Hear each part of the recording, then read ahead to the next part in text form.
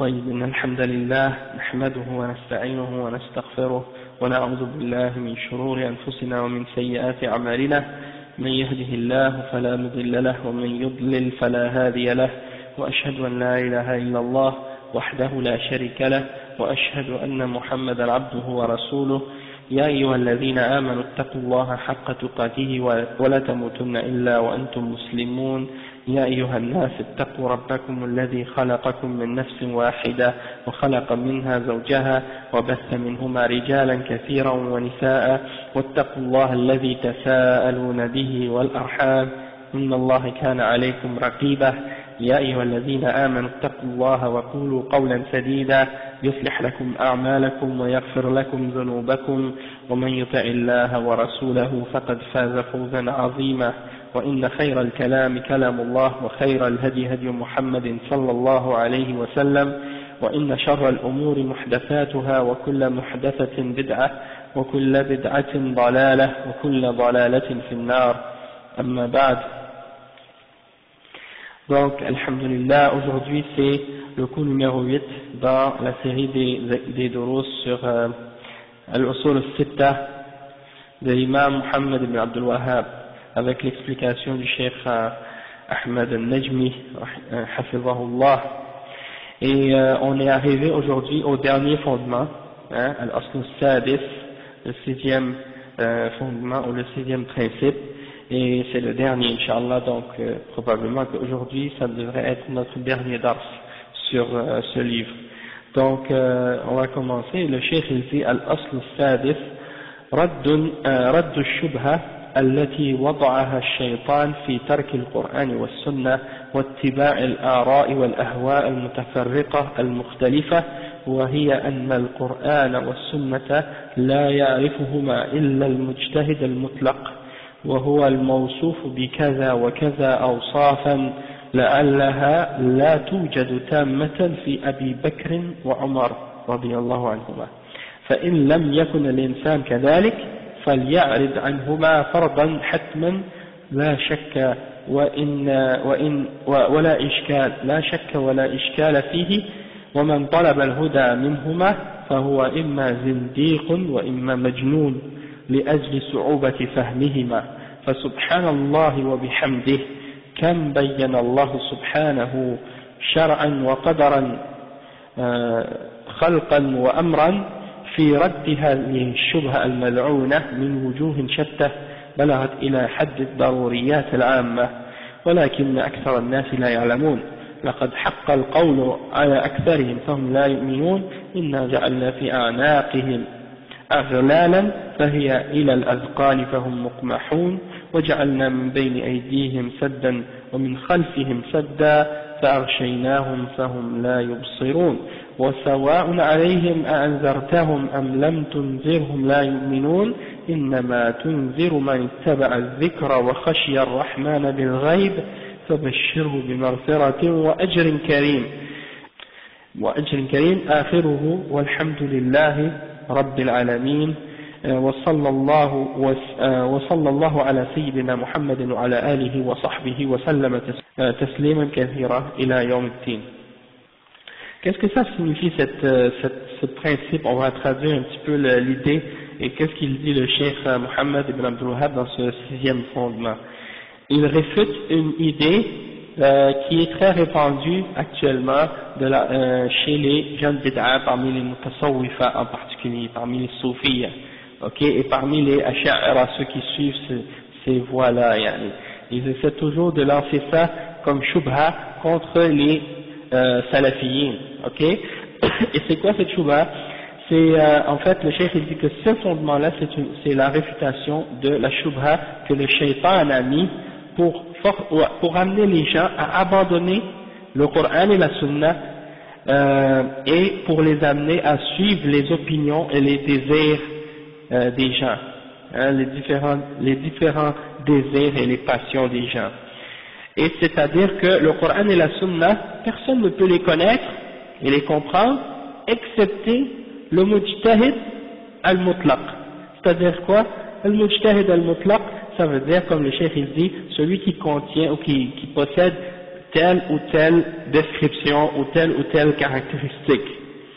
Et le cheikh il dit que en réalité, si tu regardes les conditions qu'ils ont établies, qui doivent être présentes en cette personne pour qu'il soit mujtahid mutlaq, eh ben ça se pourrait bien que tu pourrais même pas trouver ces caractéristiques-là, même chez Abu Bakr, le sahabi Abu Bakr et Omar radiyallahu anhuma, tellement c'est des exemples qui sont parfois vraiment des conditions qui sont en dehors, disons, des conditions établies par le Coran et la Sunna. Donc le cheikh il dit فإن لم يكن الإنسان كذلك, si l'être humain n'a pas ces caractéristiques-là, il ne peut pas et il doit cesser de chercher la guidance du Coran et de la Sunna. C'est-à-dire, tant que tu n'as pas atteint le niveau du mujtahid mutlaq, c'est-à-dire mutlaq, c'est-à-dire quoi? Le mujtahid absolu, celui qui a le niveau de science et de connaissance de l'islam tellement élevé, tellement grand, qu'il n'a plus besoin de se référer à aucun autre savant et à rien d'autre que de prendre directement les règles et les principes du Coran et de la Sunna. Donc si tu n'es pas à ce niveau-là, regarde pas dans le Coran et dans la Sunna, puis essaie pas de les appliquer puis de les comprendre. D'accord? C'est comme si, c'est ça ce qu'ils essaient d'expliquer, et ils disent que celui qui essaie d'appliquer le Coran ou de suivre le Coran et la guidance qui est dans le Coran et dans la Sunna, ils disent que c'est soit un hérétique ou soit un fou, hein, parce que les textes du Coran et de la Sunna sont trop difficiles à comprendre. Donc le cheikh il dit Subhanallah wa bihamdi. Allah subhanahu wa ta'ala a tellement clairement expliqué dans la charia et dans la création, et il a réfuté cette shubha maudite de différentes façons et de différents points de vue dans la révélation, à un tel point que ça arrive au niveau des nécessités, tellement que c'est réfuté d'une façon claire. Mais la plupart des gens ne savent pas. C'est-à-dire, la plupart des gens, ils ne savent pas que ces idées-là sont réfutées par le Coran et la Sunna. Et il mentionne les versets de Surat Yasin, le verset 7 à 11. Le cheikh il dit, en effet, la parole contre la plupart d'entre eux s'est réalisée. Ils ne croiront donc pas. Nous mettrons des carcans à leur cou. Vous savez c'est quoi des carcans? Hein? Vous savez c'est quoi des carcans? Des carcans là c'est comme deux morceaux de bois, on en met un en avant, puis un en arrière, il y a un trou au milieu, puis on met les mains aussi dedans, puis on le barre avec on le ferme avec des cadenas ou quelque chose comme ça, et là la personne est comme ça, le cou et les mains comme ça attachés. Donc c'est ça les carcans. Donc nous mettrons des carcans à leur cou, et il y en aura jusqu'au menton, c'est-à-dire ils vont en avoir jusqu'au menton, et les voilà qu'ils auront la tête dressée, ils ne pourront plus dresser la tête, et nous mettrons une barrière derrière eux, et une barrière devant eux, et nous les recouvrirons d'un voile, et les voilà qu'ils ne pourront rien voir. Cela leur est égal, que tu les avertisses ou que tu les avertisses pas, ils ne croiront pas. Hein, ils ne croiront jamais. Tu avertis seulement celui qui suit le rappel, le Coran, et craint le tout miséricordieux, malgré qu'il ne le voit pas, annonce-lui un pardon et une récompense généreuse. Donc ça c'est pour montrer que il y a des gens qui sont aveuglés de la vérité. Même si tu leur montres, et même s'ils lisent les preuves du Coran et de la Sunna parfois, ils ne vont pas comprendre, même si la vérité est devant eux. Le cheikh Ahmed al-Najmi, hafizahullah, il explique cet aspect-là, juste avant de lire l'explication du cheikh Ahmed al-Najmi. Je voulais vous expliquer une note qui a été rajoutée par l'élève du cheikh Ahmed al-Najmi, qui est Muhammad ibn Hadi al-Madkhali, et il dit à un certain point à propos de cette shubha. En premier il explique le mot shubha, qu'est-ce que ça veut dire, puis il explique la réponse à cette, d'une certaine façon, la réponse à cette shubha. Ok. Le chef il dit الشبهة كما ذكرها صاحب كتاب التعريفات للجرجاني أنها في الأصل هي ما لا يتيقن كونه حراما أو حلالا، وتطلق هنا ويراد بها جعل الباطل في صورة الحق، وهذه حجة كل مبطل من شياطين الإنس والجن، إذ إن من الذنوب ما هي شهوات ومنها ما هي شبهات، فالشهوات أعني بها فعل الأشياء المحرمة المعلومة من الدين بالضرورة كتحريم شرب الخمر وفعل الزنا واللواط أو التهاون بالصلاة أو بغير ذلك من المعاصي، وهي التي قال الله فيها فخلف من بعدهم خلف أضاعوا الصلاة واتبعوا الشهوات فسوف يلقون غيا إلا من تاب وآمن صالحا فأولئك يدخلون الجنة ولا يظلمون شيئا. Ça c'est ok. Après dit أما الشبهات فهي التي يوردها أعداء الدين على بعض المسلمين لتزيين باطلهم من بدع وكفريات أو بغير ذلك من المعاصي التي دون ذلك، وإلقاء المتشابه من القول على بعض المسلمين ليقعوا فيما دعوا إليه من الضلال، ودل على ما قلناه من الحذر من الشبهات التي يلقيها أعداء الإسلام على بعض المسلمين ما ورد في مسند الإمام أحمد وأبي داود واللفظ له بإسناد صحيح صححه الألباني رحمه الله في مشكات من حديث عمران بن حسين يحدث قال عن عمران بن حسين يحدث قال قال رسول الله صلى الله عليه وسلم من سمع بالدجال فلينأ عنه فوالله إن الرجل ليأتيه وهو يحسب أنه مؤمن فيتبعه مما يبعث به من الشبهات أو لما يبعث به من الشبهات. أي نعم، مما يبعث به من الشبهات أو لما يبعث به من الشبهات. ومن تلك الشبهات ما أورده أعداء التوحيد في هذا الأصل من الدعوة إلى ترك العمل بكتاب الله وسنة رسول الله صلى الله عليه وسلم بحجة أن القرآن والسنة لا يعرفهما ولا يفهمهما إلا المجتهد المطلق، كما سيبين بطلان مقالتهم هذا شيخنا أحمد النجمي حفظه الله ورعاه والله أعلم. Ok, le Cheikh Mohammed Ibn Hadi al-Madkhali dans cette explication-là, il donne la définition du mot shubha en premier. Il explique que y a un des ulama qui s'appelle Al-Jurjani, qui a un livre qui s'appelle Al-Jurjani, qui s'appelle At-Ta'rifat, un livre qui s'appelle At-Ta'rifat, et en fait, qu'est-ce qu'il fait dans ce livre Al-Jurjani? Il donne les définitions des mots difficiles ou de certains mots qui ont des connotations parfois même philosophiques aussi. Donc il donne la définition de ces mots-là. Et il dit donc dans ce livre-là, At-Ta'rifat, il dit qu'à la base, le mot shubha, c'est qu'est-ce qu'on n'est pas certain. Est-ce que c'est halal ou est-ce que c'est haram? Donc quand on n'est pas sûr que quelque chose est halal ou haram, là on dit que c'est shubha. Toutefois, le cheikh il dit que dans le contexte où le cheikh il le mentionne ici, c'est plutôt quelque chose que quelqu'un te lance ou te donne ou te présente pour essayer de rendre le faux vrai ou pour faire paraître la fausseté comme si elle était vraie, hein, et c'est ça qu'on appelle shubha dans ce contexte ici.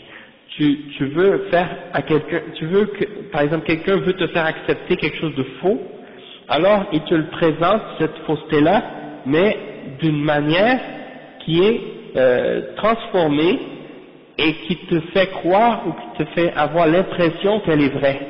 C'est ça une shubha. D'accord?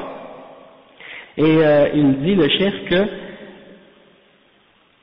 ça c'est une يعني وهذه حجة كل مبطل, c'est-à-dire tous les shayatines, que ce soit parmi les djinns ou les êtres humains, c'est ça ce qu'ils utilisent. Wa alaykoum assalam wa rahmatullahi wa barakatuh. C'est ça ce qu'ils utilisent pour essayer de dévier les gens, de les faire sortir du droit chemin. Et tandis que les péchés, on les appelle des shahawat, hein, c'est parce que c'est les passions, les choses que l'âme désire, les choses que les âmes désirent parfois, et parce que c'est des choses qui appellent à nos passions et nos bas instincts. Donc on les appelle shahawat, et il y a d'autres péchés qu'on appelle shubuhat, comme celles qu'on vient de mentionner tout à l'heure. Donc les shahawat, c'est comme par exemple les choses qui sont connues dans la religion par nécessité comme étant haram, comme de boire d'alcool, de faire le zina, l'homosexualité, de manquer la prière ou de faire tout autre péché. Et le chef il mentionne le verset 59 et 60 dans Surat Maryam qui donne un exemple de ça. Après eux il y a eu des gens qui sont venus qui ont négligé la salat et qui ont suivi leur shahawat, c'est-à-dire qui ont suivi leurs désirs, et ceux-là seront yulqawna rayyan. Il y a des gens qui ont dit que Rayyan c'est une rivière dans l'enfer, une rivière de feu où vont s'abreuver les kuffars. Et 59 et 60 la sourate Maryam. Et sinon Rayyan aussi ça peut vouloir dire la déviation, hein. Et aussi il dit par la suite, Allah subhanahu wa ta'ala, il dit, excepté celui qui s'est repenti, qui a cru et qui a fait une bonne œuvre, alors eux, ils vont rentrer au paradis et ils ne seront point lésés. D'accord? Ça c'est pour ceux qui ont fait la repentance. Le cheikh il dit, en ce qui concerne les shubuhat, c'est qu'est-ce que les ennemis de la religion lancent sur certains musulmans pour essayer d'embellir la fausseté des bid'ah et des choses de kufr et de certains péchés qu'ils veulent que les musulmans suivent.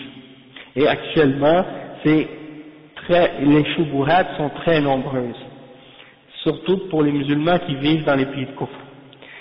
Parce que un des plus importants intérêts et objectifs des kuffars, c'est de faire quitter les croyants, c'est de faire quitter un musulman l'islam. Ça c'est son objectif, de tous les moyens, et même de faire quitter un musulman l'islam sans même que le musulman il s'en aperçoive. C'est-à-dire ils vont essayer de te faire quitter l'islam en te laissant croire que tu es encore musulman, et tu t'en aperçois même pas, mais tu as quitté l'islam. Tu deviens chrétien, juif ou athée ou autre, sans même que tu réalises que tu es en train de devenir un chrétien ou un juif ou autre chose. Et ça c'est quelque chose qui arrive de plus en plus chez les musulmans. Et il semble que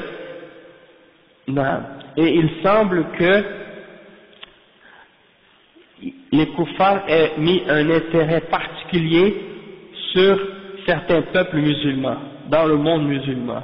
C'est comme s'ils ont dit on va se concentrer sur ce peuple-là en particulier pour les faire quitter l'islam. Et ils essaient, et tu vois qu'ils ont un acharnement sur ces peuples-là, et en particulier des peuples musulmans qui les ont combattus et qui leur ont donné une certaine humiliation dans l'histoire de l'islam.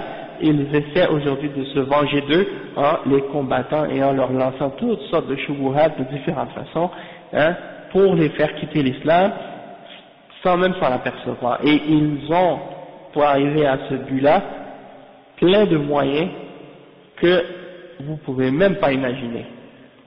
Mais comme Allah subhanahu wa ta'ala il dit, وَمَكَرُوا وَمَكَرَ اللَّهُ وَاللَّهُ خَيْرُ الْمَاكِرِينَ.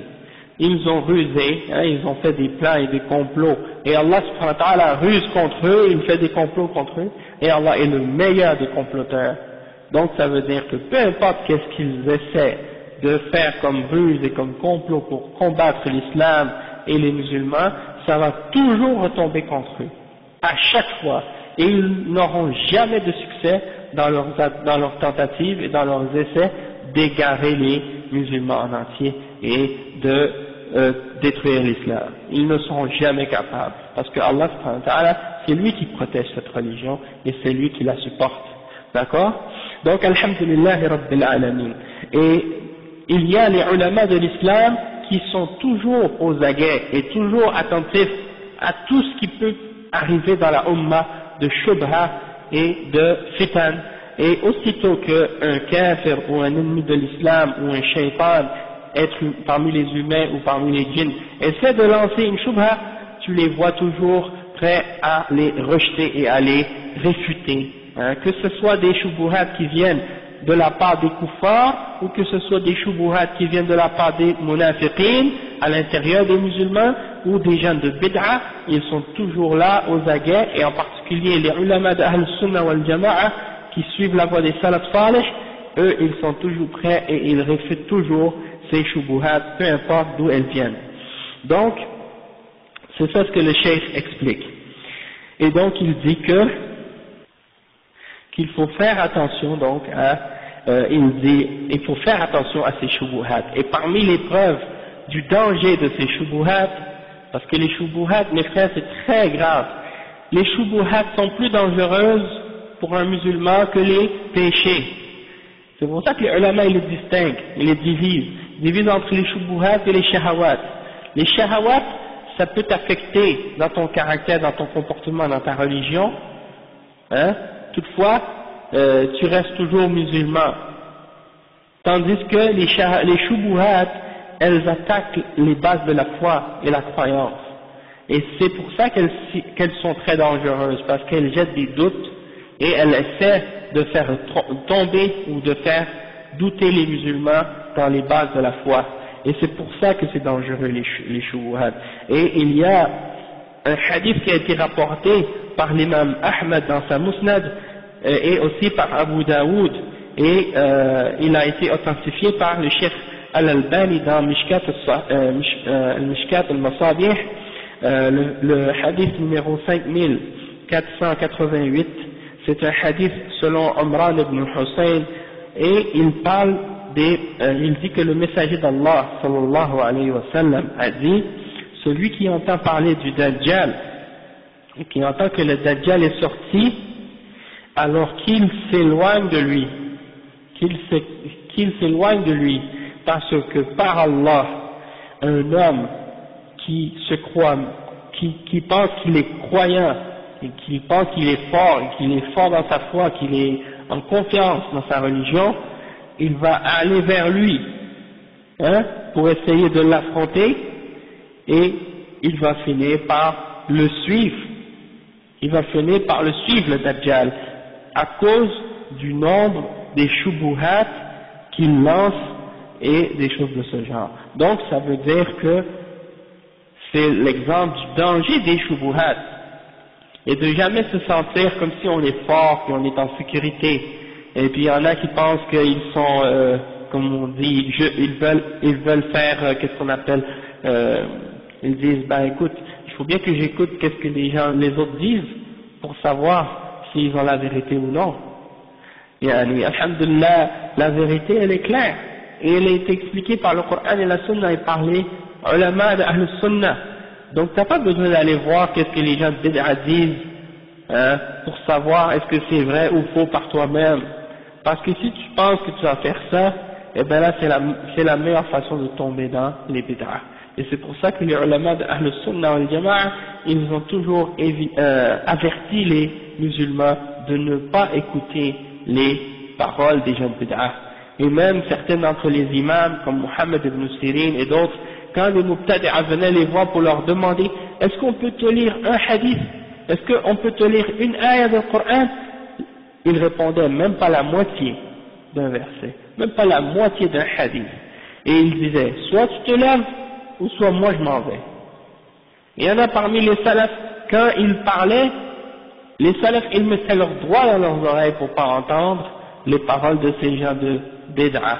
Et même, comme tu dis, le fils de l'imam Ahmed dit à son fils: mets tes doigts dans tes oreilles mon fils, n'écoute pas qu'est-ce que celui-là dit, pour pas que ça rentre dans ton cœur puis tu tombes dans l'égarement à cause de ça. Pourquoi? pourquoi ces gens-là, il y en a qui disent, ouais, mais c'est pas bien d'agir comme ça, parce que si tu agis comme ça, c'est comme si tu vas être borné, tu vas juste voir un seul point de vue, tu vas pas avoir toutes les opinions. Non, ça n'a rien à voir. C'est une question de kufr et de iman. C'est une question de foi et de mécréance. Dans le sens que la vérité, c'est qu'est-ce qui vient d'Allah et de son messager, et elle est claire. Hein, et les salafs, qu'est-ce qu'ils ont suivi? C'est ça la vérité. T'as pas besoin d'aller la chercher ailleurs. Et ça, c'est la conviction. L'imam Malik, un homme est venu le voir et lui dit, écoute, laisse-moi, on va discuter ensemble, ok? Et puis, on va discuter ensemble, et puis tu vas voir si j'ai raison. Après, l'imam Malik a dit, ok, qu'est-ce qui va arriver si tu as raison? Il dit, si j'ai raison, tu vas me suivre. Et l'imam Malik a dit, et si moi j'ai raison? Il dit, moi je vais te suivre. Et après il a dit, ouais, mais qu'est-ce qui arrive si un troisième arrive, puis il a raison sur nous deux? Ben il a dit, ben on va le suivre. Alors l'imam Malik a dit, si toi tu as perdu ta religion, alors on va la chercher, parce que moi j'ai trouvé la mienne. Hein? Ça veut dire qu'il n'y a pas de doute dans cette religion-là, elle doit être claire, ta religion. Et c'est pas une religion de philosophie, de débat, de débat académique, commencer à montrer ou prouver. Hein, dans certains forums, vous allez trouver des sections où c'est marqué débat intermusulman, débat interreligieux, et ils ne discutent pas des questions d'ijtihad ou de fiqh en ramenant les adilla et les preuves, non, ils débattent sur des questions de fondement de la croyance islamique, sur des questions qui ont été établies par les ulama de Ahl Sunnati wal Jama'a depuis les siècles, et ils ramènent aujourd'hui des doutes là-dessus pour essayer de ramener des bid'ah et d'égarer les musulmans. Et ça ne devrait même pas exister, bien entendu, parce que c'est des choses qui sont contraires au principe de l'islam. Donc ça c'est juste pour vous montrer à quel point le danger d'écouter les shubuhat. Hein? Et il y en a qui se pensent intelligents, qui se pensent forts et qui disent moi je suis capable de les affronter, puis de les écouter, puis de les réfuter, alors que ce sont des ignorants qui n'ont même pas de base dans l'étude de l'islam, et ils rentrent dans ces débats-là, et tu les vois après quelques temps, ils commencent à avoir des doutes, commencent à avoir des confusions dans leurs croyances, et ils commencent à dire ah mais là ils commencent à avoir des doutes, et ils savent pas à qui aller poser les questions pour répondre à ces doutes-là, hein? Donc c'est ça le danger. Il y en a qui écoutent les émissions à la télé, des débats religieux, des discussions, hein?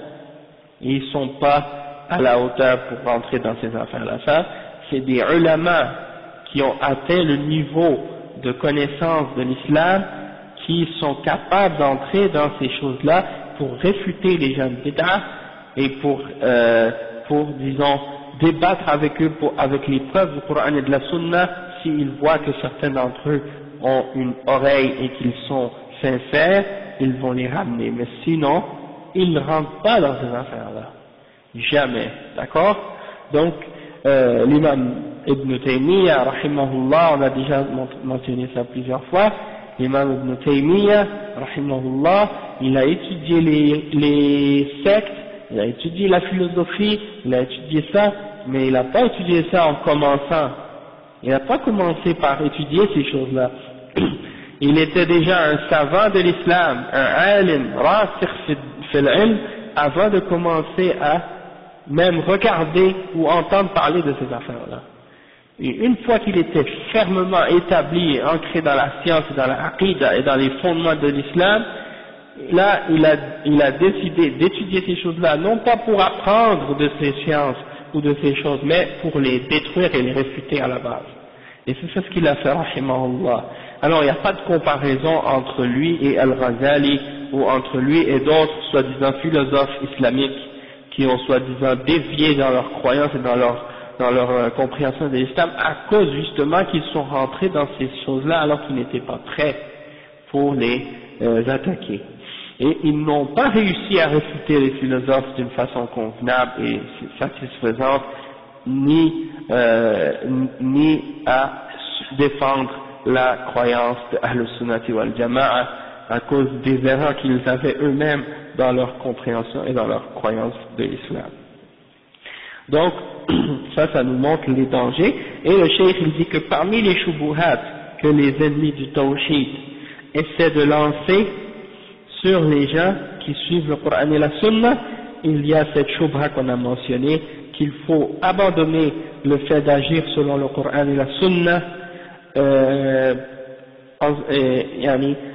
en disant que le Coran et la Sunna, on ne peut pas les connaître et on ne peut pas les comprendre, excepté si on est un mujtahid mutlaq, c'est-à-dire qu'on ait atteint le niveau d'ijtihad mutlaq.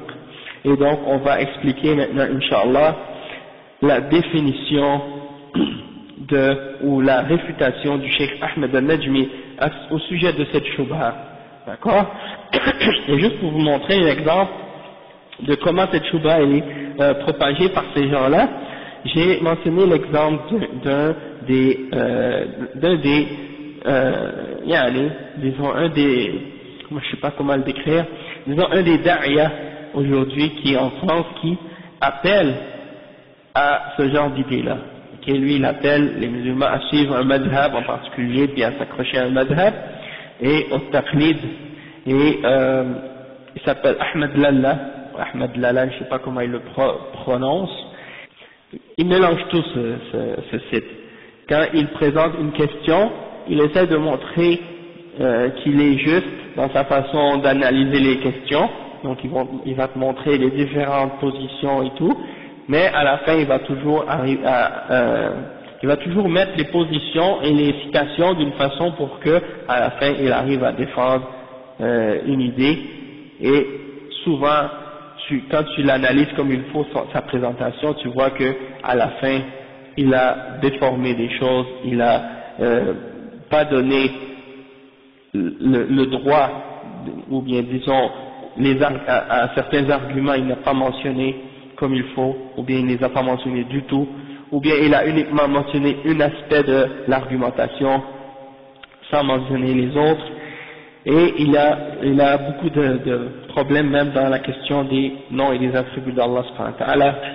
Il a étudié en Inde, et là-bas le madhab c'est Hanafi bien entendu, donc lui il appelle à ça, et en même temps il dit que disons qu'il essaie de dire qu'il est modéré dans la question des asma wa sifat, hein, donc il essaie de dire que par exemple il condamne pas les asha'ira et les maturidiyya, puis en même temps il essaie de dire il faut pas que les salafis critiquent les asha'ira, puis il faut pas que les asha'ira critiquent les salafis, il faut comme qu'il y ait une modération, puis une entente entre les deux groupes. Il refuse de dire que les asha'ira et les maturidiyya sont des mubtadi'a, puis en même temps donc il essaie de prendre un chemin entre les deux pour essayer de faire plaisir aux deux côtés. Puis quand il parle de la question du manhaj des salafs, il en parle uniquement sur le plan aussi de la question est-ce que tu dois suivre un madhab ou non, puis là il divise entre al-mutamadhib et celui qui n'a pas de madhab, etc. Donc dans un de ces textes, j'ai trouvé justement la mention de la question du mujtahid al-mutlaq. Il dit en fait les musulmans ne sont pas tous du même niveau par rapport à leur connaissance des textes et des sources, et leur capacité à en extraire des principes pour les appliquer aux nouvelles questions. Selon Cheikh Waliullah, il y a sur ce point parmi les musulmans les 5 niveaux suivants. Le premier, al-mujtahid al-mutlaq, celui qui connaît suffisamment les textes du Coran et de la Sunna et les comprend, est capable de concilier ceux d'entre eux qui sont apparemment divergents, et est capable d'en extraire les principes juridiques, tout ceci directement, sans référence à des principes d'interprétation déjà structurés.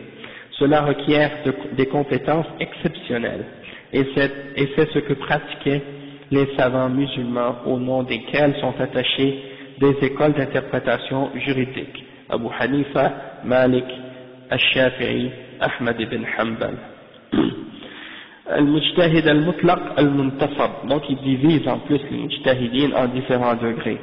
Al-Mujtahid al-Mutlaq al-Muntasab, c'est-à-dire celui qui possède globalement les compétences de la catégorie ci-dessus, mais qui s'est affilié à une école juridique, un madhab, comme Abu Yusuf et Muhammad ibn Hassan.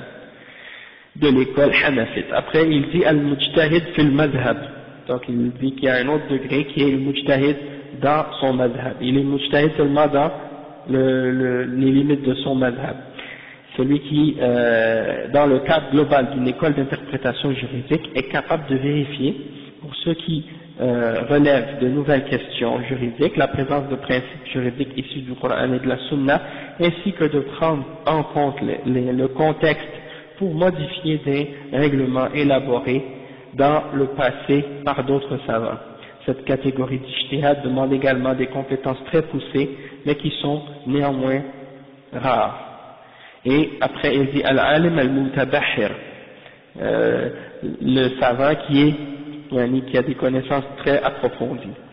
Et il dit qu'il connaît le sens des textes du Coran et de la Sunna et connaît parfaitement les interprétations qu'en ont donné les savants avant lui. Puis après, le dernier niveau, c'est al-ami, celui qui connaît les règlements de l'islam dans les grandes lignes. Al-ami. Donc ça c'est leur division de l'islam. Donc pour eux, d'après ce que je comprends, al-mujtahid al-mutlaq, c'est presque impossible qu'il y en ait. Pour eux. Ça c'est quelque chose, ça y est, c'est fini.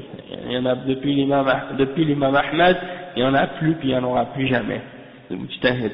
Et bien entendu, il y a cette division-là, ma anzalallahu biha min sultan. Allah subhanahu wa ta'ala n'a révélé aucune autorité et aucune preuve pour supporter cette façon de diviser les gens entre mujtahidin mutlaq ou muntasab ou mujtahid fil madhab et toutes ces choses-là. Et on va expliquer les paroles du Cheikh Ahmed, Inch'Allah, Ahmed al-Najmi à ce sujet-là. قوله رحمه الله الأصل السادس il dit أقول إن هذه الشبهة شبهة شيطانية توصل بها الشيطان إلى تعطيل الكتاب والسنة وصرف الفهم عنها صرفا كليا وإن هذا لصد عن سبيل الله وتكذيب لكتاب الله حيث يقول تعالى ولقد يسرنا القرآن للذكر فهل من مدكر. فالله تعالى يقول إخبارا عن نفسه بأنه يسر القرآن للذكر وأكد ذلك الخبر باللام الموطئة للقسم وهؤلاء يقولون إن فهم القرآن والسنة مستحيل وغير ممكن إلا للمجتهد المطلق الذي يشترطون فيه أن يكون قد حفظ على الأقل 100,000 حديث عن ظهر قلب. وعليكم السلام ورحمة الله وبركاته. وحفظ القرآن وما قيل فيه من التفاسير وحفظ الأقوال الفقهية بأدلتها إلى غير ذلك وما هذه إلا مناقضة لما أخبر الله به عما جعله في كتابه من اليسر للقارئين والمتفقهين والمتعلمين. قال جل من قائل وأنزلنا إليك الذكر لتبين للناس ما نزل إليهم ولعلهم يتفكرون. Le cheikh il dit que cette shubha est une shubha diabolique qui est établie par le shaitan pour essayer d'éliminer le Coran et la Sunna qu'on les utilise ou qu'on les comprenne. Et ça c'est une façon qu'ils utilisent pour écarter les musulmans totalement de prendre leur guidance du Coran et de la Sunna directement. D'accord? Et c'est une manière d'obstruer le chemin d'Allah subhanahu wa ta'ala, et c'est une manière aussi de démentir les paroles d'Allah subhanahu wa ta'ala dans le Coran qui dit et nous avons facilité le Coran pour s'en rappeler, hein? On a facilité le rappel du Coran. Alors, est-ce qu'il y a donc quelqu'un qui va se souvenir? Et ça c'est dans Surat al-Qamar, et c'est répété dans plusieurs versets dans Surat al-Qamar. Et qu'est-ce que ça veut dire ça? Déjà, dans les questions de Aqidah, ils ont dit on ne peut pas prendre du Coran et de la Sunna directement. Parce que si tu prends le sens apparent du Coran et de la Sunna, tu vas tomber dans le kufr. Parce que eux, ils n'acceptent pas les noms et les attributs d'Allah subhanahu wa ta'ala, hein, comme il les a mentionnés. Donc, Ar-Rahman wa ala al-arsh istawa, Allah s'est élevé au-delà de son trône, eux ils vont dire, non, si tu prends le sens apparent de ce verset, tu deviens kafir. Donc, il faut faire le ta'wil. Et donc, ils vont dire que al-istiwa, ça ne veut pas dire qu'est-ce que ça signifie dans la langue arabe, mais ça veut plutôt dire de conquérir, hein, que Allah a conquis son trône, hein, et qu'il a pris le pouvoir de son trône, hein, plutôt que le fait que ça signifie, comme les salafs ont expliqué, que Allah s'est élevé au-dessus de son trône. Donc, dans l'aqida, ils ont fait ça. Ils ont détourné les gens de prendre leur aqida du Coran et de la Sunna. Hein? Et dans les questions de fiqh et les questions de ibadah, ils ont aussi réussi à éloigner les gens de prendre leurs connaissances et leurs croyances et leurs pratiques directement du Coran. Ils ont dit non, vous ne pouvez pas comprendre et vous ne pouvez pas prendre vos règles d'adoration du Coran et de la Sunna, parce que c'est seulement le mujtahid mutlaq qui peut le faire. Donc vous devez juste prendre vos connaissances de la religion des livres de fiqh, des madhahib. Donc vous les voyez quand ils veulent savoir comment prier, ils ouvrent un livre écrit par un de leurs chefs dans un madhab qui mentionne aucune preuve, aucune référence, juste tu fais ta prière comme ça, comme ça, comme ça, comme ça, comme ça. Et il n'y a aucune mention de preuve, de hadith, de ayah, rien. Hein? Et les enfants sont élevés là-dessus comme ça, et jusqu'à leur mort, ils vont toujours faire la même chose, sans même savoir est-ce que c'est correct ou non. Et donc, ils incitent les musulmans à rester dans l'ignorance, et à demeurer dans l'ignorance, et leur faire croire que c'est impossible d'atteindre le niveau de l'ijtihad mutlaq. Donc ça veut dire, oublie ça, tu es voué à rester ignorant, d'accord, et à suivre aveuglément tout ce que des gens ont dit avant toi. Et c'est étonnant de voir en réalité comment ces gens-là prétendent que c'est impossible à quelqu'un de comprendre les paroles d'Allah subhanahu wa ta'ala et les paroles du prophète sallallahu alayhi wa sallam directement, alors que les paroles de leurs imams, elles, ils sont capables de les comprendre. Subhanallah, les paroles des hommes, tu peux les comprendre, mais les paroles d'Allah subhanahu wa ta'ala, tu ne peux pas les comprendre. Ça c'est leur contradiction, ça c'est un exemple de leur égarement. Ils rendent la parole des hommes plus facile à comprendre que la parole d'Allah subhanahu wa ta'ala. Et dans la réalité et dans les faits, on trouve que bien souvent la parole de leurs imams est bien plus difficile à comprendre que la parole d'Allah subhanahu wa ta'ala. Donc comment et non seulement ça, c'est que aussi la façon dont on peut comprendre ou diverger dans la façon de comprendre les paroles de ces imams-là peut amener encore beaucoup de divergences. Donc comment laisser tomber ce qui vient d'Allah subhanahu wa ta'ala et du messager pour suivre les paroles par la suite des êtres humains qui peuvent mener à encore plus de divergences que le fait de retourner directement au texte. Donc ça c'est un exemple de l'absurdité et de la contradiction de ces gens-là. D'accord. Donc le cheikh il dit que le Coran, Allah subhanahu wa ta'ala l'a facilité à la compréhension et au rappel, hein, et donc ça prouve que le Coran il est facile à comprendre, et la religion de l'islam elle est facile, ad-din yusr wa laysa bi'usr, la religion elle est facile, elle n'est pas difficile, hein. Donc le cheikh il dit que eux ils disent que c'est impossible de comprendre le Coran et la Sunna, excepté si tu as certaines conditions, que tu es mujtahid mutlaq. Et pour être mujtahid mutlaq, il faut que tu aies mémorisé au moins 100 000 hadiths par cœur. Ça c'est une de leurs conditions. Après, il faut que tu aies, ça c'est minimum. Ensuite, il faut que tu aies mémorisé le Coran et tout ce qui a été mentionné sur le Coran comme tafsir. Ensuite, il faut que tu mémorises toutes les paroles que les fuqaha ont dit avec leurs preuves et ainsi de suite. Et donc, le cheikh il dit ça, c'est tout à fait en opposition et en contradiction avec ce que Allah subhanahu wa ta'ala a mentionné dans son livre, hein, que il a été facilité pour la récitation et pour la compréhension et pour ceux qui veulent l'apprendre. Et il mentionne le verset 44 dans Sourate An-Nahl. وَأَنزَلْنَا إِلَيْكَ الذِّكْرَ لِتُبَيِّنَ لِلنَّاسِ مَا نُزِّلَ إِلَيْهِمْ وَلَعَلَّهُمْ يَتَفَكَّرُونَ.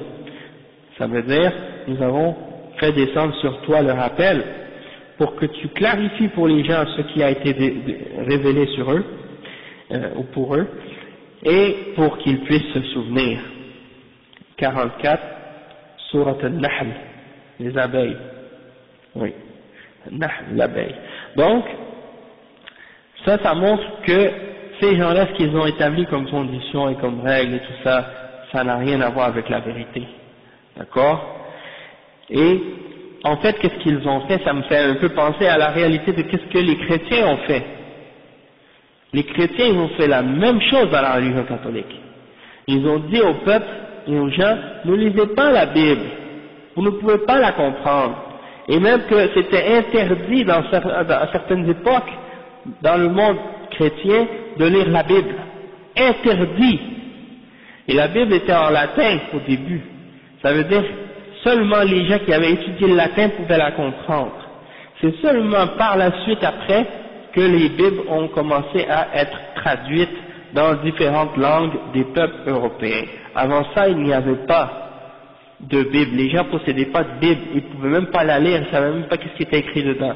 Et donc, quand ils allaient à la messe, écoutaient la messe, même ici au Québec, c'était en latin. Hein, eh bien, ils ne comprenaient même pas ce que le prêtre disait. Ils faisaient juste apprendre les mots en latin par cœur.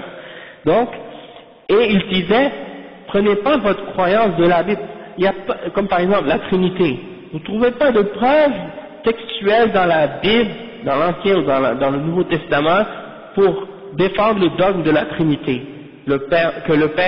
Qu'il y a Dieu le Père, Dieu le Fils et Dieu le Saint-Esprit, et que ces trois forment un. Tu ne trouveras aucune explication ou aucune formulation explicite de ce dogme dans la religion chrétienne. Et il y a beaucoup d'autres dogmes aussi comme ça dans la religion chrétienne, dont tu vas trouver aucune preuve dans les textes de la Bible. Donc, c'est pour dire, ils disent, en fait, une des raisons pourquoi ils disaient aux chrétiens de ne pas lire la Bible, c'est justement parce que ils savaient que si les gens commençaient à lire, ils allaient trouver beaucoup de choses contradictoires à ce qu'ils pratiquent. Les statues, les images, les idoles qui sont dans les églises. Hein? Dans le premier commandement, dans l'Ancien Testament, qu'est-ce que tu trouves? Tu n'adoreras aucun autre Dieu à part moi. Tu ne feras aucune représentation sculptée ou dessinée ou gravée de ce qui est dans les cieux, de ce qui est sur la terre ou de ce qui est dans la mer. Aucune représentation. La première chose que tu vois quand tu rentres dans une église, c'est des images, des croix, des statues, des crucifix, des dessins, tout ce qui est interdit par le premier commandement. Le premier de tous les commandements de Dieu dans la Bible, le premier d'entre tous, celui que tous les messagers d'Allah ont enseigné, la ilaha illallah, eh bien il est contredit déjà là en partant par les dogmes et les enseignements de la religion catholique. Hein? Donc, c'est normal qu'ils interdisent aux gens de vouloir lire la Bible, soi-disant. Bien entendu, la Bible, elle est muharrafa. Elle a été falsifiée par les rabbins, par les moines, avec les siècles.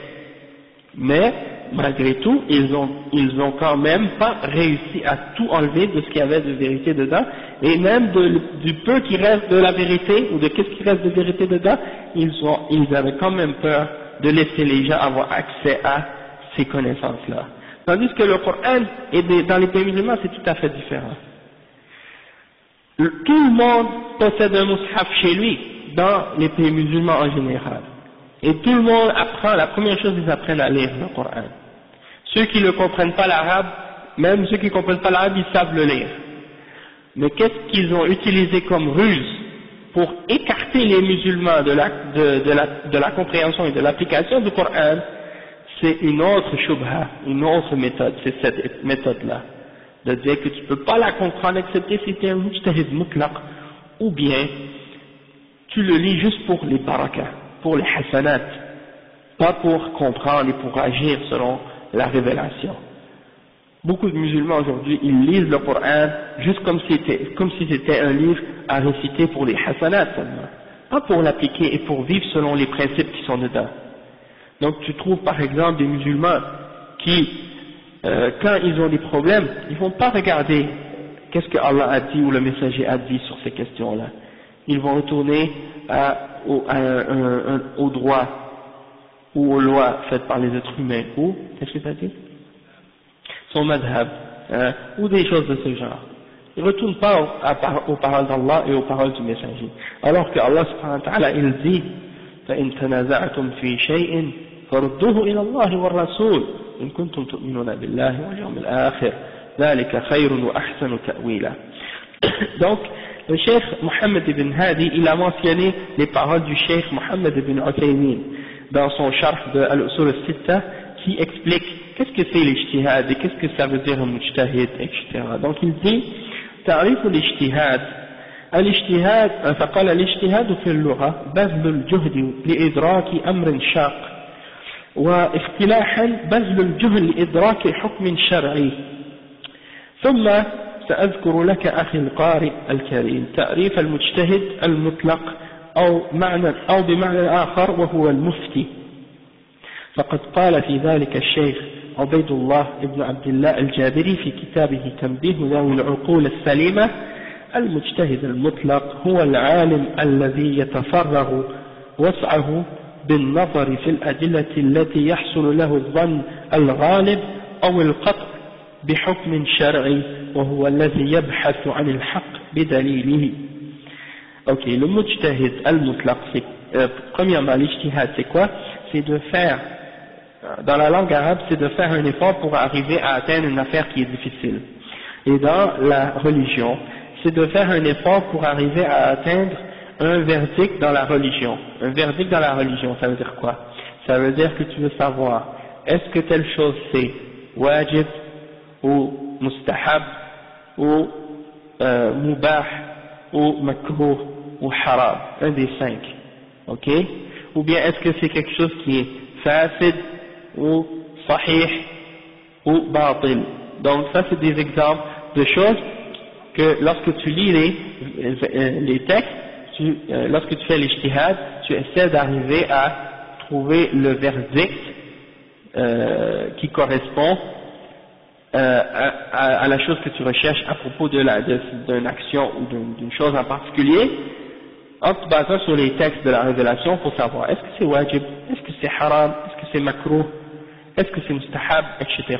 Et bien entendu, le cheikh il explique que le mujtahid al-mutlaq en réalité c'est le mufti, c'est celui qui est le mufti, c'est-à-dire qui fait des fatwas, et comme le cheikh Ubayd al-Jabiri il a dit dans le sharh de l'usul al-thalatha, il dit que le mujtahid al-mutlaq c'est le savant qui a fait tout son possible en observant les preuves, les textes, pour arriver à ce qu'il pense ou ce qu'il est certain d'être le verdict de la charia au sujet d'une chose en particulier. Et il fait ça en cherchant à atteindre la vérité avec la preuve du Coran et de la Sunna. Donc ça c'est les définitions à ce sujet-là. Naam, Isa.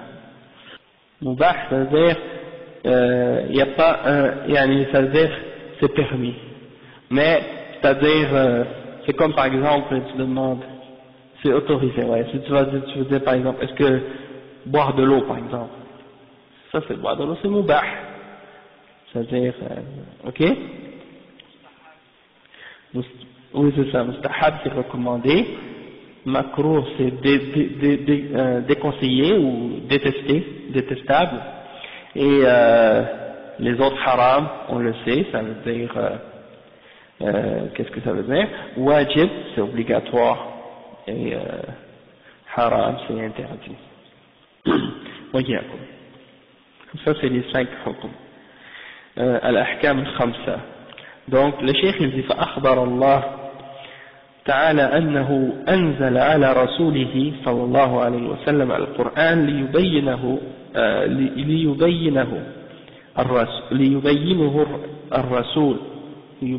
الرسول صلى الله عليه وسلم بأقواله وأفعاله وتشريعاته التي هي ترجمة للقرآن أو ترجمة للقرآن. فهل أمر رسول الله صلى الله عليه وسلم بمستحيل؟ حاشا وكلا، وإنما أمره ممكن.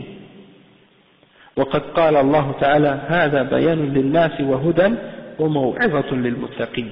Le cheikh dit que Allah subhanahu wa ta'ala nous a informé qu'il a révélé à son messager le Coran pour qu'il le clarifie aux hommes par ses paroles, par ses actions et par ses législations. Et ça, c'est une sorte d'interprétation du Coran. Les paroles et les actions et les législations que le prophète sallallahu alayhi wa sallam a fait sont une interprétation du Coran. Comment l'appliquer? Donc, est-ce que le messager d'Allah sallallahu alayhi wa sallam a ordonné qu'est-ce qui était impossible, ou bien, je ne sais pas ici est-ce qu'il veut dire le chef, est-ce que le messager a été commandé de faire ce qui est impossible, ou bien est-ce qu'il veut dire est-ce que le messager a ordonné qu'est-ce qui est impossible? Donc dans les deux cas, soit que c'est فهل أمر رسول الله صلى الله عليه وسلم أو فهل أمر رسول الله صلى الله عليه وسلم. Donc c'est un des deux. Mais le cheikh il dit non, certes non.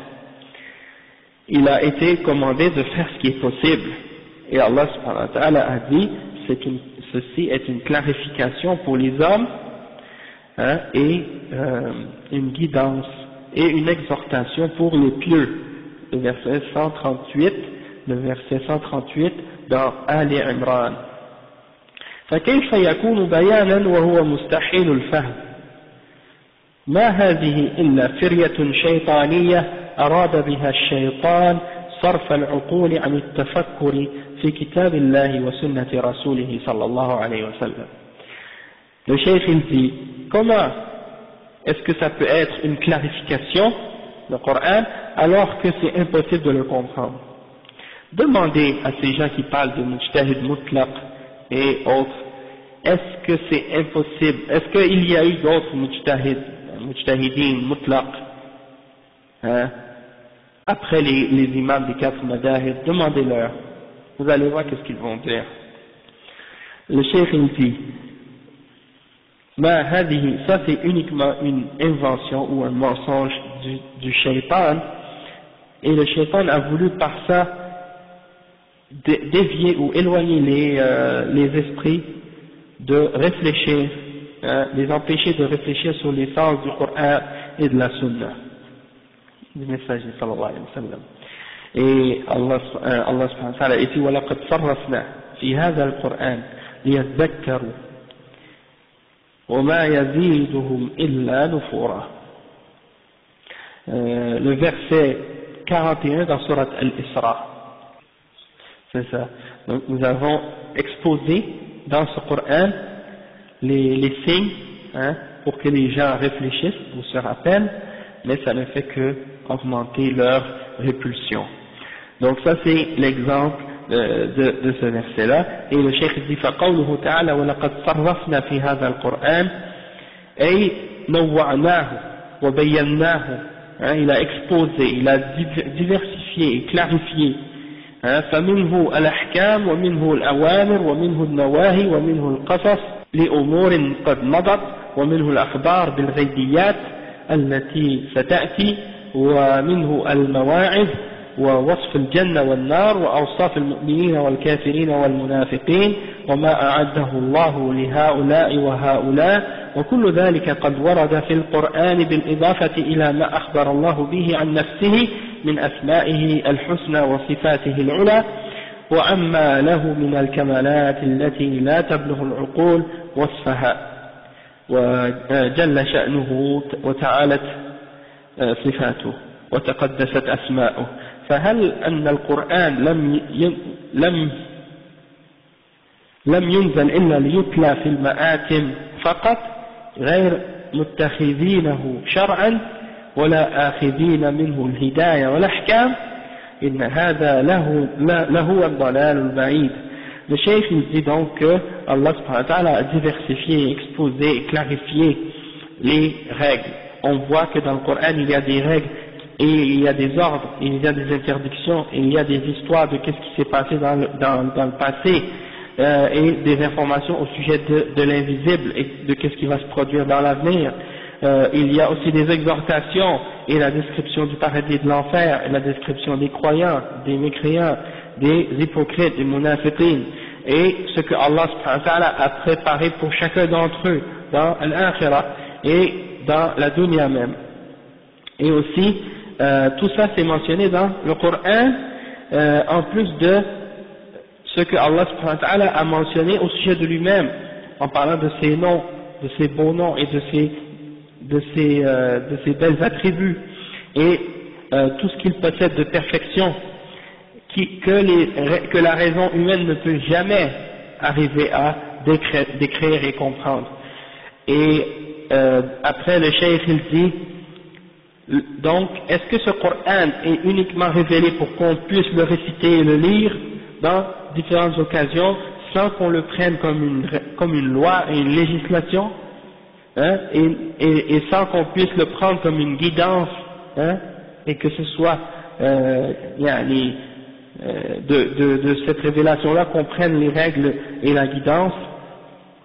Ça c'est certes une égarement lointaine.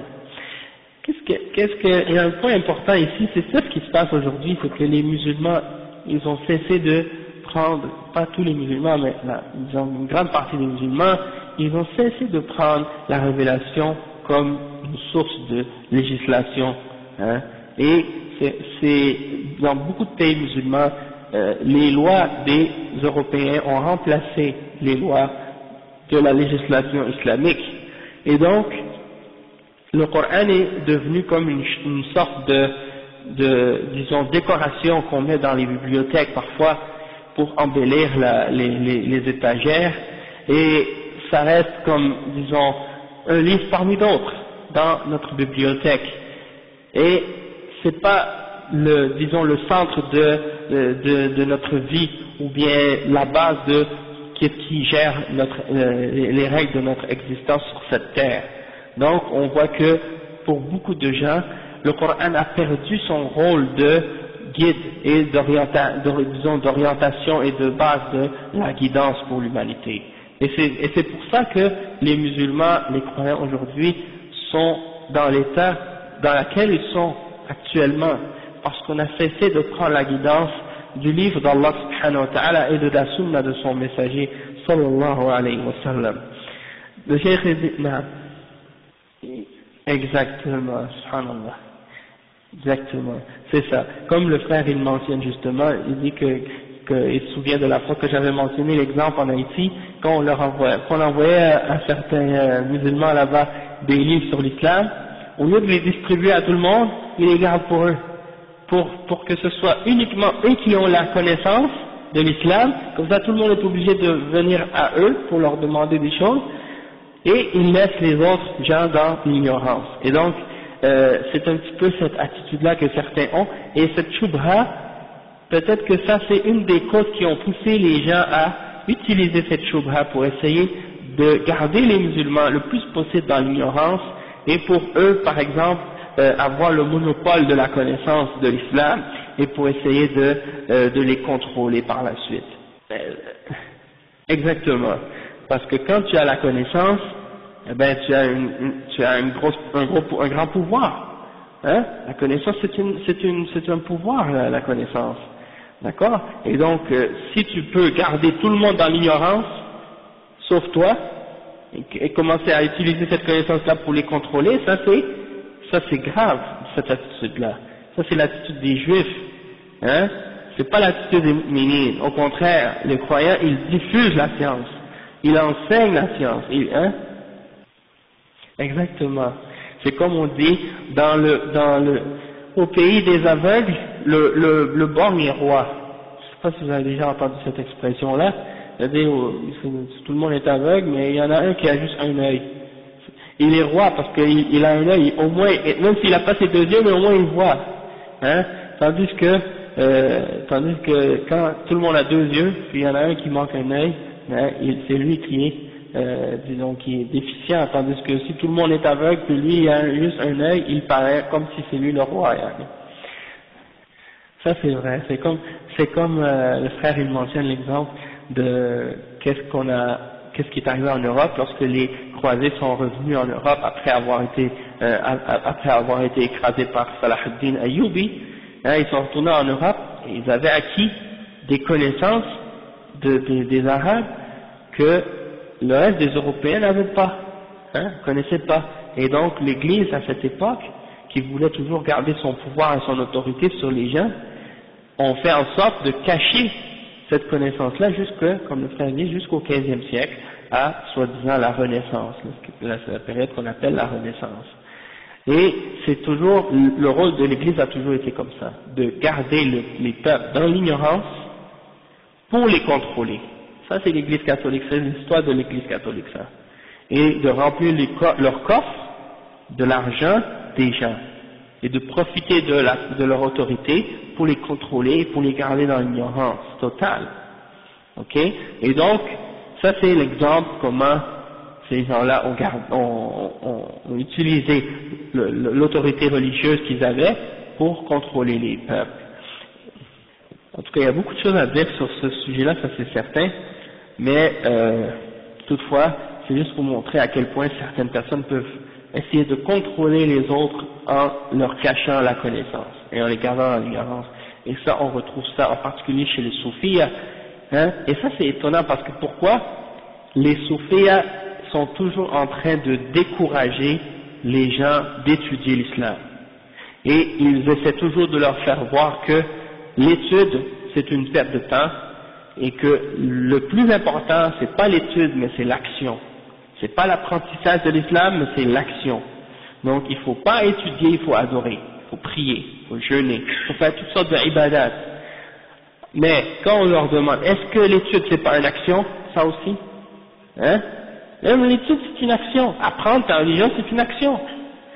Et j'écoutais dernièrement Tariq Ramadan, il dit dans une cassette, il dit il y a des gens, ils connaissent les hadiths, ils connaissent toutes sortes de choses de la religion, ils ont une grande connaissance, mais ils ont commencé à idolâtrer la science au lieu de l'action.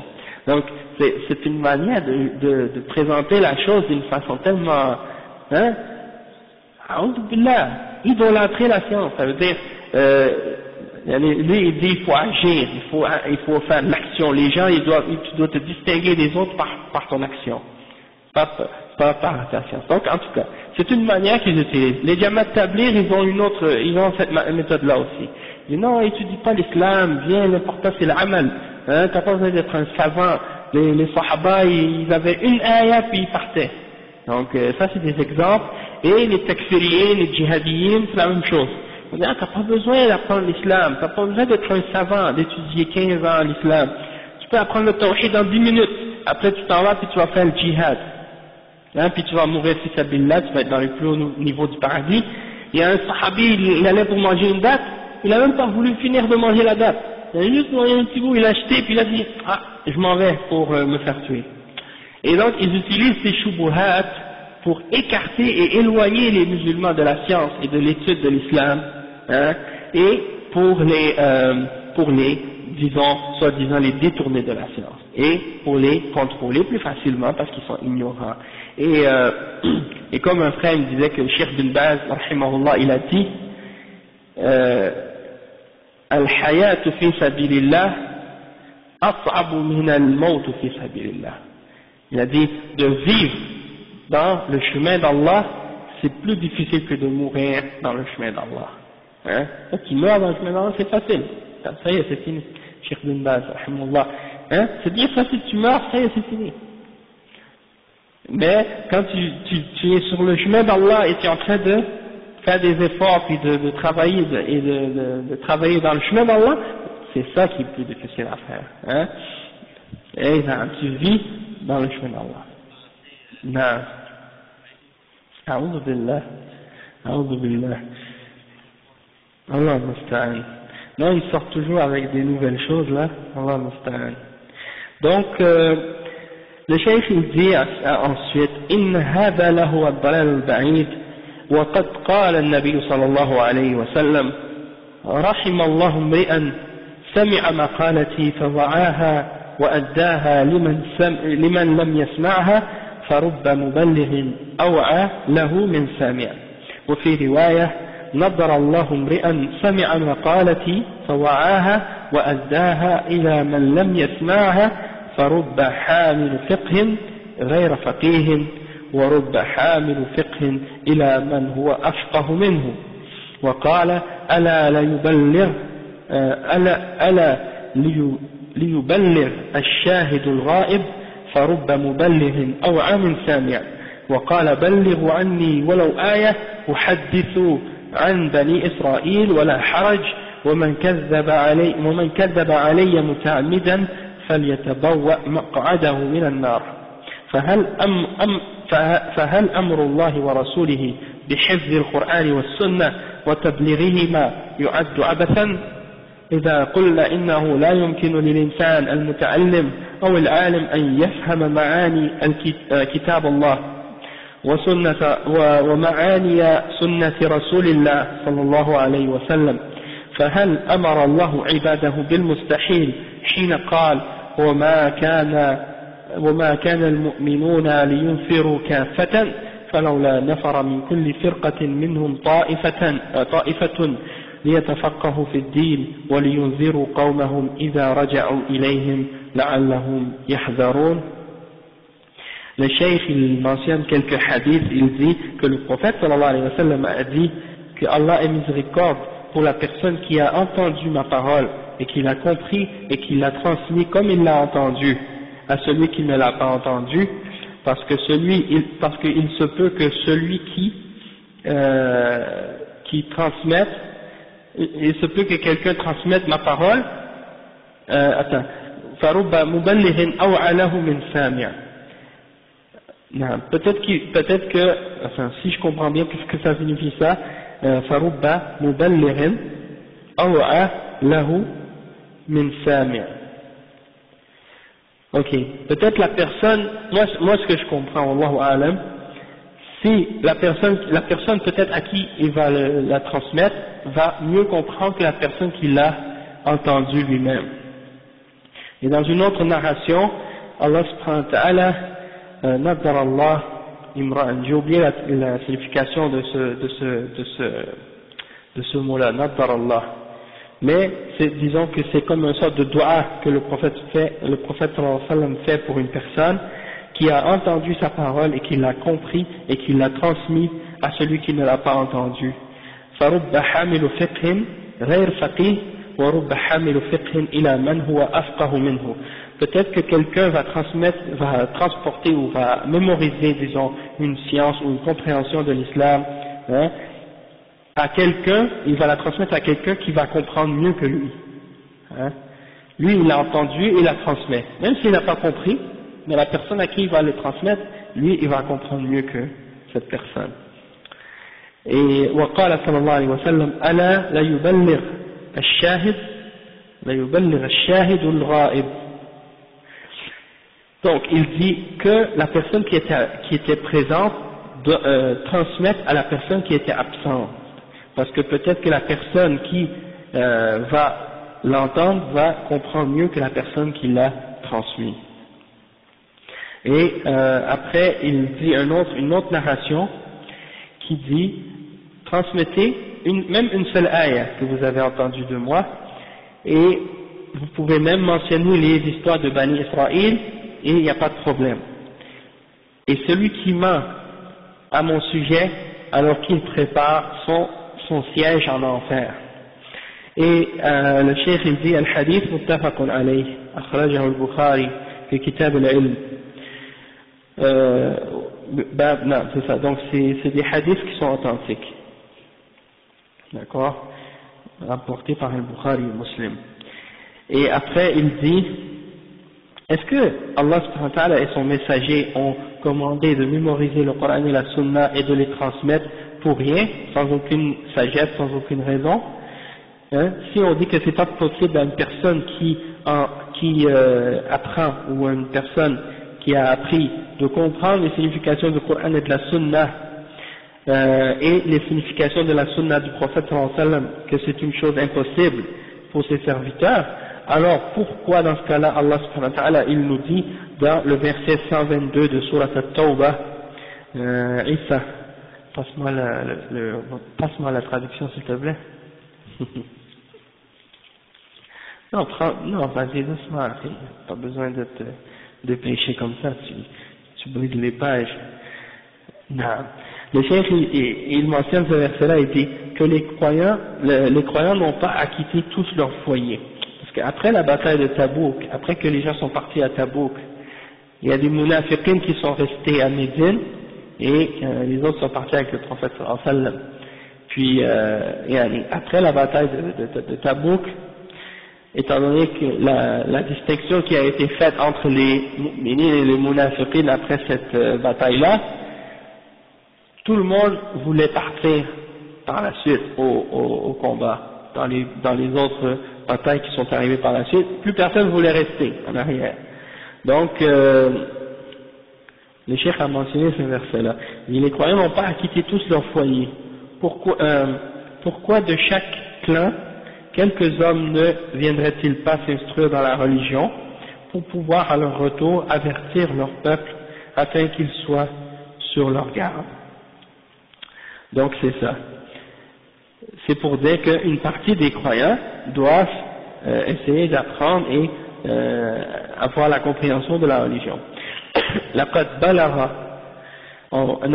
بلغ الشيطان أمنيته بهذه الشبهة حين صرف بها الناس عن كتاب الله وسنة رسول الله صلى الله عليه وسلم، بل إنه لم يصب الشيطان من أهل العلم مثل هذه الشبهة حين صرفهم عن شرع الله تعلما وتعليما واجتهادا واستنباطا، بل جعل ذلك أي البحث عن معاني كتاب الله ومعاني سنة رسول الله صلى الله عليه وسلم والاجتهاد في الاستنباط منهما، جعل ذلك ضربا من الجنون ونوعا من الزندقة. بل قال لأولئك القوم الذين قالوا بهذه المقالة إنه لا بد لكل واحد منهم أن يقلد إماما من الأئمة الأربعة لا يخرج عن أقواله وآرائه واجتهاداته، ولا يجوز له إذا قلد ذلك الإمام أن يحيد عن رأيه ولو قدر أنملة، بل إنه يجب عليه أن لا يقلد أحدا غيره، وإذا وجد الدليل خلاف قول إمامه فليؤول الدليل حتى يتناسب مع قول إمامه، لأنه زعم لإمامه الحصانة عن الخطأ، وإنه لا يتصور منه وقوع الخطأ، بل كادوا أن يصرحوا بعصمة أئمتهم، وكل منهم يعتقد أن في إمامه العصمة، وأن قوله هو الحق وإن خالف الدليل. إذا رأيته يخالف الدليل فاتهم عقلك واتهم رأيك، واجعل قول الإيمان في حصانة عن الخطأ والبطلان، يا لها من كارثة. Le cheikh il explique, il dit que ça c'est à quel point le shaitan est arrivé à tromper les gens avec cette shubha, et qu'il a réussi à détourner les gens du Coran et de la Sunna du messager sallallahu alayhi wa sallam.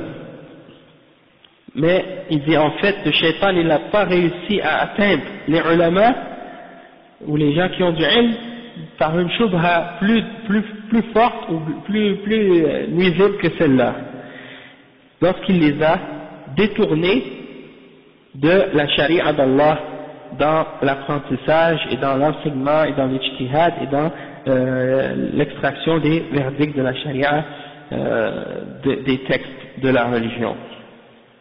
Après le cheikh il dit, même que certains ont fait de ça de chercher les significations du Coran et de la Sunna, et de chercher l'ijtihad et l'istinbat, d'extraire les verdicts des textes, ils ont comparé ça à une forme de folie, ou à une forme d'hérésie, comme si celui qui essaie de faire ça, c'est un zindiq, hein, selon certains.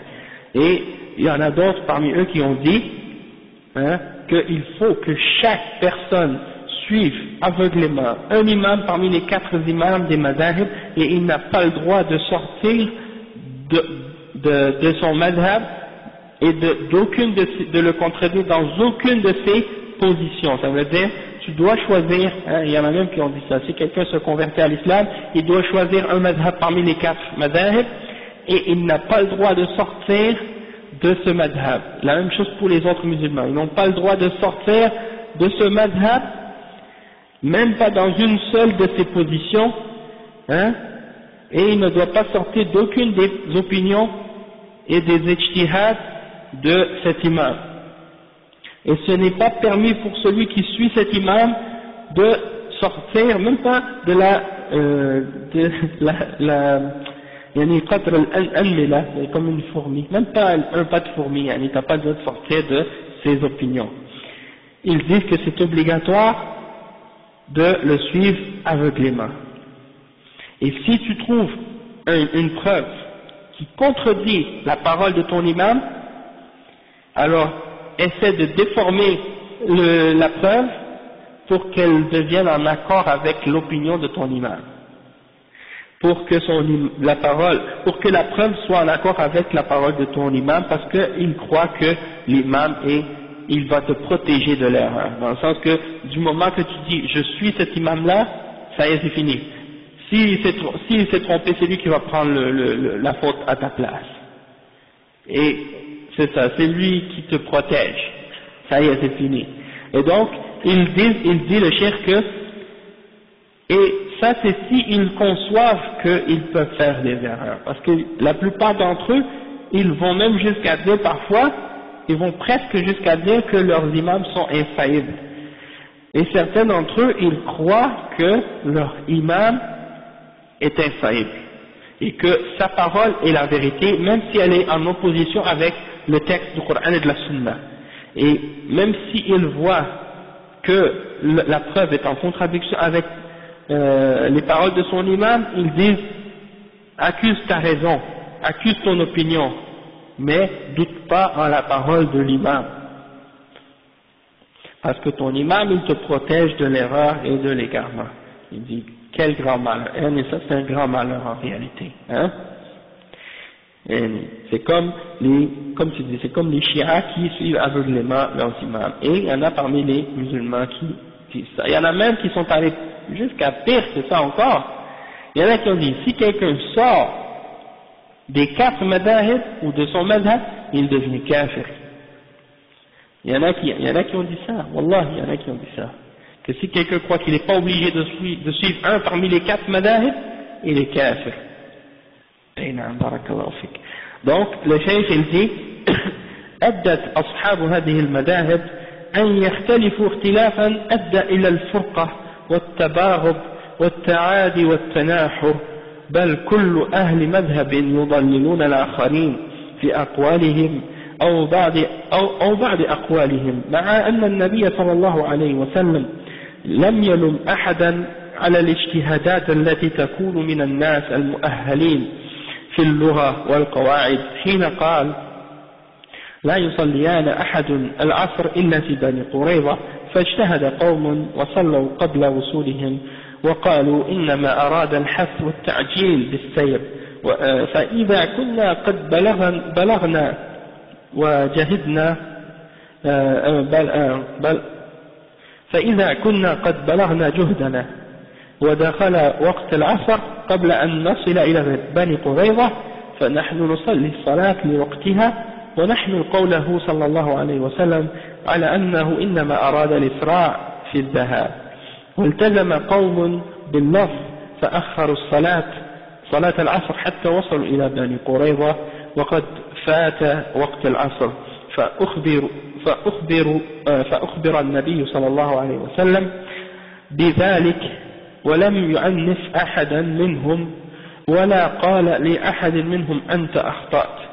يا سبحان الله، لماذا خلق الله لنا العقول؟ أليس خلقها لنفكر بها ونتفكر في آيات قرآنية ونتفكر في آيات الكونية؟ هذا هو الغرض الذي خلق الله لنا العقول من أجله. بل ذم الله الناس الذين لهم قلوب لا يفقهون بها ولهم أعين لا يبصرون بها ولهم آذان لا يسمعون بها. فقال ولقد ذرأنا لجهنم كثيرا من الجن والإنس لهم قلوب لا يفقهون بها ولهم أعين لا يبصرون بها ولهم آذان لا يسمعون بها أولئك كالأنعام بل هم أضل أولئك هم الغافلون. وقال جل وعلا فهل عسيتم إن توليتم أن تفسدوا في الأرض وتقطعوا أرحامكم أولئك الذين لعنهم الله فأصمهم وأعمى أبصارهم أفلا يتدبرون القرآن أم على قلوب أقفالها. وأخيرا فإن القرآن مليء بالرد على هذه الشبهة والسنة مليئة بالرد عليها. ولكن ماذا نقول إذا كان أهل العلم الذين يظن بأنهم سيردون على هذه الشبهة ويبطلونها بالأدلة الصحيحة الصريحة من كتاب الله وسنة رسول الله صلى الله عليه وسلم هم الذين قرروها انبروا لمحاربة من ردها واتهموه بالزندقة وإنا لله وإنا إليه راجعون. Donc j'ai vu jusqu'à la fin, le cheikh il dit que certains parmi les gens de cette catégorie-là qui suivent les madahib aveuglément, hein, parce qu'il y en a qui pensent que les salafis on combat les madahib. Et ça c'est faux, hein. On ne combat pas les madhab et on ne dit pas aux gens que si tu suis un madhab tu es dans l'égarement, mais on dit aux gens de ne pas s'accrocher aveuglément et de suivre aveuglément les paroles d'un imam, parce que il n'y en a aucun d'entre eux qui est infaillible, et donc la preuve que cet imam là a apporté, c'est ça qu'il faut suivre et non pas l'imam lui-même, hein. Si, comme on a expliqué plusieurs fois, si quelqu'un n'est pas apte à comprendre ou à suivre comme il faut les textes et qui n'a pas étudié, il ne sait pas lire et écrire, il n'a pas de connaissances, il demande la question à un imam ou à un cheikh ou à un mufti ou quelqu'un qui connaît la religion, à qui il fait confiance, et il suit ce que cet imam-là lui dit de suivre, parce que Allah subhanahu wa ta'ala il dit fas'alu ahla dhikri in kuntum la ta'lamun, demandez à ceux qui ont le savoir si vous ne savez pas. Mais il ne faut pas que cette personne-là, disons, commence à suivre ses passions, commencer à suivre la parole ou la position de celui qui va lui dire ce qui va le satisfaire. Il y en a beaucoup de gens qui font ça. Ils vont demander à une personne jusqu'à ce qu'il trouve celui qui va lui dire ce qui lui fait plaisir, ce qui est en accord avec ses passions, puis ils vont le suivre même si c'est en contradiction avec la preuve. Donc nous on dit aux musulmans, c'est pas les paroles des hommes qui est la preuve, c'est les preuves, c'est qu'est-ce qui est dans le Coran et dans la Sunna, c'est ça la preuve. D'accord? Et le fait qu'il y ait une divergence, c'est pas une preuve. Il y a beaucoup de gens qui pensent que s'il y a une question sur laquelle il y a des savants qui ont divergé, ça c'est une preuve pour dire que tu peux faire ce que tu veux, hein, parce qu'il y a des divergences. Hein, tu demandes est-ce que les photos c'est halal ou haram? J'ai parlé de ça l'autre fois. Ils vont te dire il y a un khilaf. Ça veut dire quoi? Il y a un khilaf. Est-ce que c'est une hujja? Est-ce que c'est une preuve ça? Le khilaf c'est une preuve? Non, c'est pas une preuve. Là pour eux c'est ça comme si tant qu'il y a des savants qui ont dit oui et d'autres qui ont dit non, ben tu prends une des deux puis les deux sont acceptables. Non, c'est pas correct. C'est pas comme ça que ça fonctionne. Il faut que tu regardes c'est quoi les arguments et les preuves que chacun des deux ont ramené. Et là, tu suis celui qui est le plus près avec la vérité. C'est pas juste tu vas dire celui-là il me fait plaisir parce que moi j'aime ça les photos, donc je vais prendre la position de ceux qui disent que c'est halal. Si tu fais ça, ça veut dire que tu suis tes passions. Attends, mais pourquoi je dis ça? C'est parce que il y en a qui pensent que toute question sur laquelle il y a une divergence, c'est une question dans laquelle tu peux faire ce que tu veux, non. Il y a des gens qui ne distinguent pas aussi entre les questions les masail al-khilafiyya et al-masail al-ijtihadiyya. Ça c'est deux choses différentes. Al-masail al-khilafiyya, c'est n'importe quelle question sur laquelle il y a une divergence, que ce soit basé sur une preuve ou non, que ce soit fausse, que ce soit quelque chose basé sur le faux ou sur le vrai, c'est khilafiyya, c'est-à-dire il y a une divergence quelconque, que ce soit des gens d'égarement qui l'ont dit, que ce soit des gens qui n'ont aucune preuve, ni du Coran ni de la Sunna qui l'ont dit, que ce soit une chose qui est complètement fausse qui l'ont dit, ça on dit mas'ala khilafiyya. Sauf qu'il y a des mas'al khilafiyya qui sont ijtihadiyya, c'est-à-dire il y a des questions sur lesquelles il y a des divergences, mais qui sont basées sur une ijtihad. Et ça c'est différent, parce que l'ijtihad est basé sur des preuves et des références. D'accord? Et donc il y en a qui mettent toutes les questions de divergence dans la même catégorie que les questions d'ijtihad. Et ça c'est pas la même chose. Il y a des questions qui sont qui a des divergences sur certaines questions qui sont basées sur une ijtihad, c'est-à-dire une différence dans la façon dont on comprend les textes.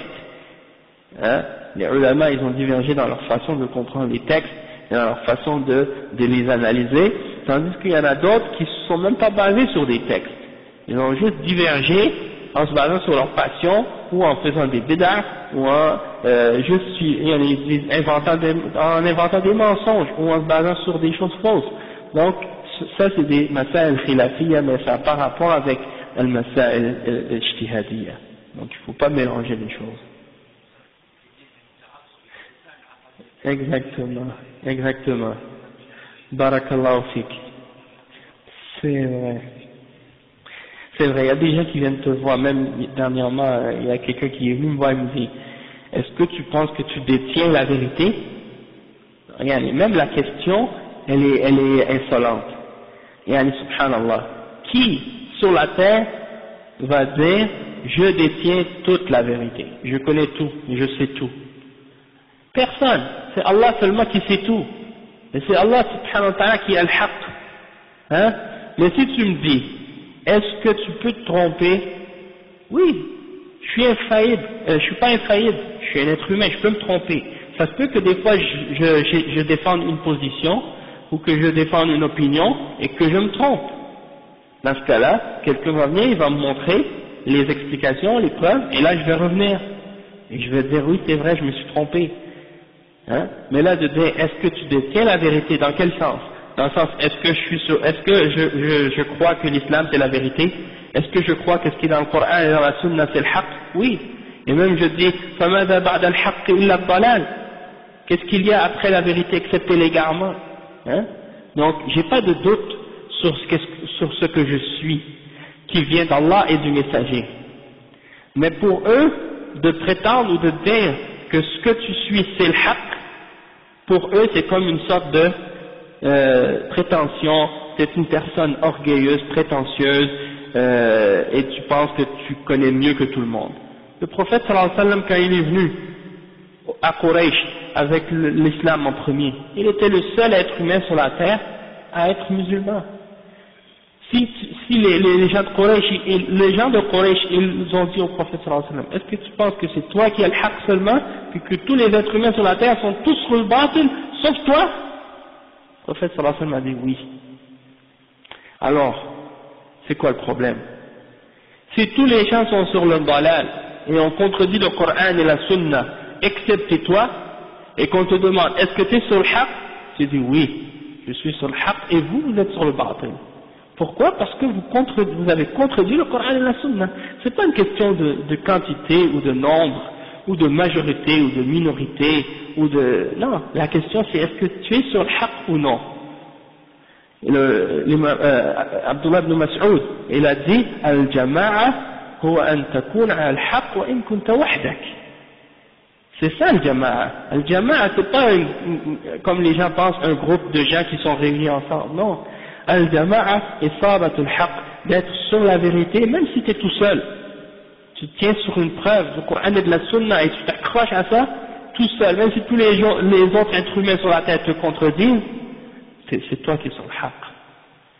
Même si tout le monde sur la terre te dit, ah, toi t'es un égaré, t'es pas bon, t'es pas correct, toi tu te tiens sur le haqq, tu te tiens sur la preuve, laisse tomber qu'est-ce que les gens peuvent dire à ton sujet. Une majorité, oui c'est ça. Il y a des gens vraiment, ils pensent à la religion comme un parti politique, Allah ou comme une équipe de soccer.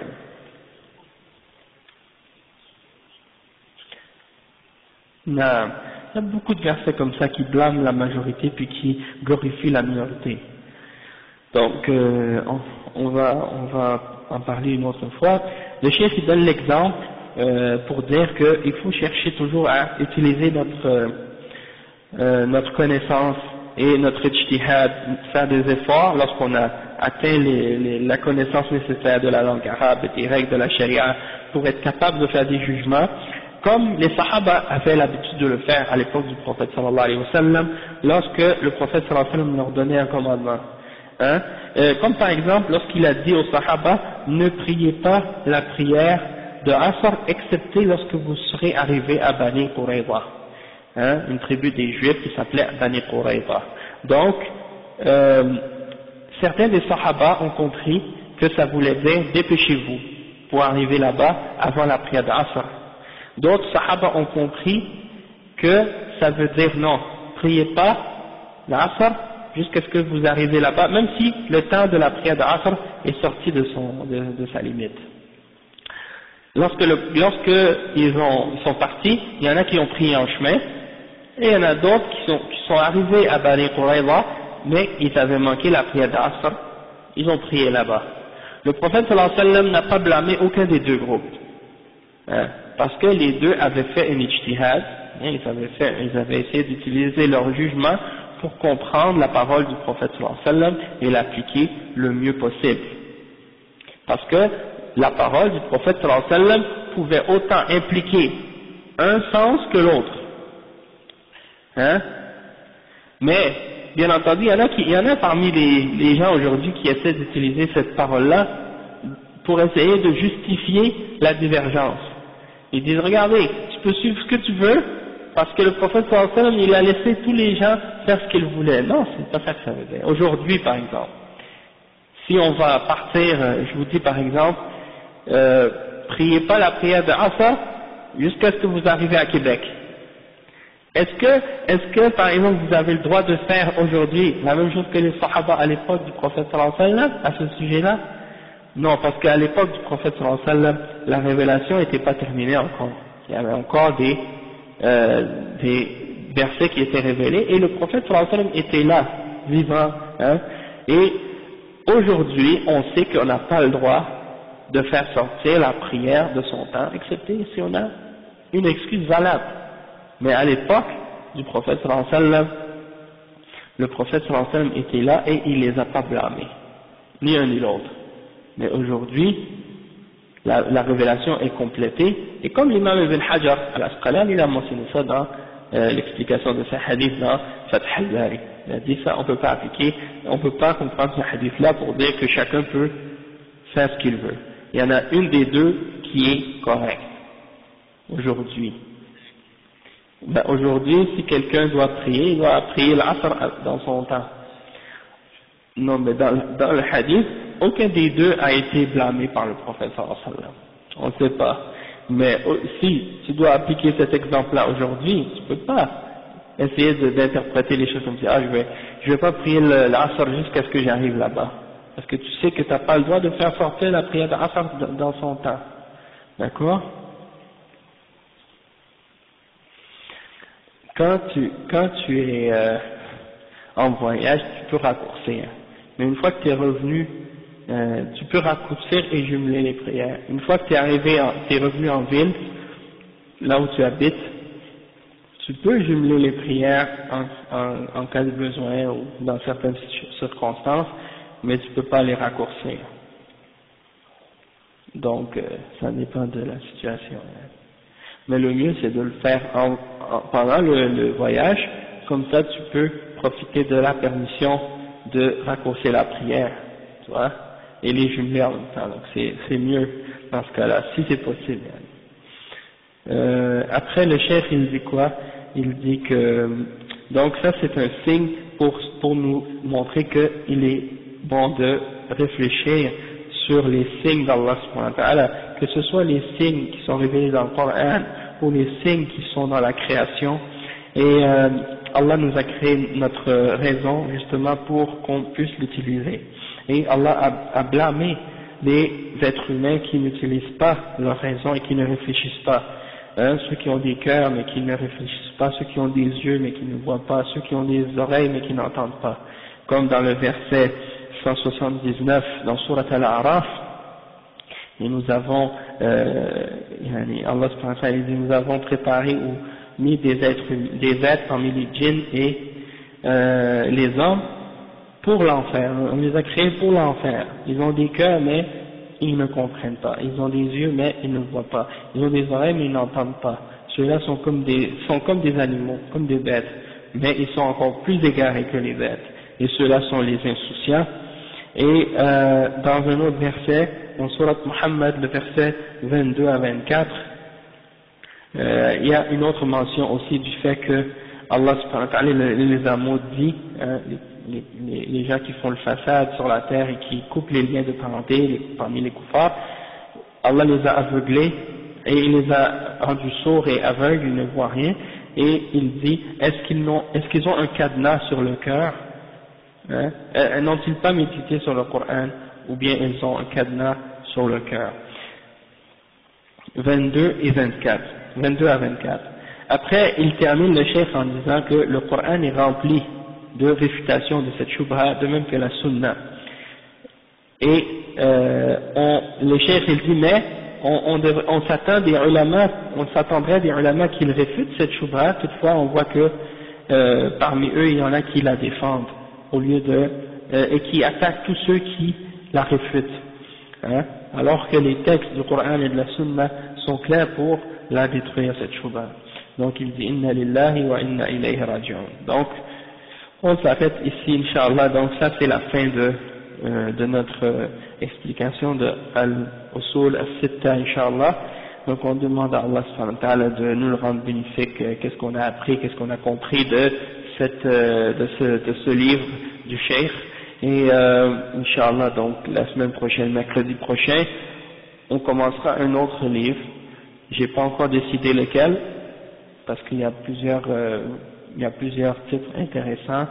Mais on aura le temps, Inch'Allah, d'y penser jusqu'à mercredi prochain, Inch'Allah. Subhanakallah wa bihamdik, ashhadu an la ilaha illa anta, astaghfiruka wa atubu ilayk.